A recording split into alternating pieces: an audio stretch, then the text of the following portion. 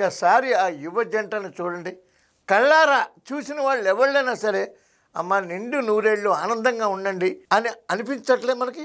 ఇలాగా ప్రతి నాయకుడు ఉండాలి. అది వైఎస్ఆర్సీపీ అయినా, కమ్యూనిస్ట్ అయినా, బీజేపీ అయినా, జనసేన అయినా సరే నాయకుడు గుడికి ఇలా ఆనందంగా వెళితే ఆ పూజ ఫలించి ప్రజలకు మేలు చేకూరుతుంది. రాష్ట్రం సర్వతోముఖాభివృద్ధిగా సకాలంలో వర్షాలు అవి పడి అందరికీ ఆనందాలు సౌభాగ్యాలు అన్నీ కలుగుతాయి.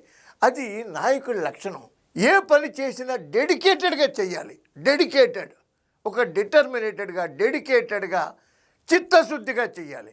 అది ఆ లోకేష్ గారి దగ్గర, చాగంటి గారి దగ్గర నుంచి ఆయన నమస్కారాలు పెట్టడం ఏంటి, గౌరవమైన భాష ఏంటి, ఒక సాంప్రదాయం ఏంటి, సంస్కృతి ఏంటి, భావి తరానికి నేను నాయకుడు కావాలంటే ఎలాంటి లక్షణాలు ఉండాలో అలాగా అడుగున రోజుకి నేర్చుకుంటూ అంచెలంచెలుగా ఇంతింతాయి వటుడింతాయి ఎదుగుతున్నటువంటి మన నాయకుడు లోకేష్ గారు ఆ జంట నిండు నూరేళ్ళు హ్యాపీగా ఉండాలని నేను నమ్మిన దుర్గమ్మ తల్లిని ప్రార్థిస్తున్నాను.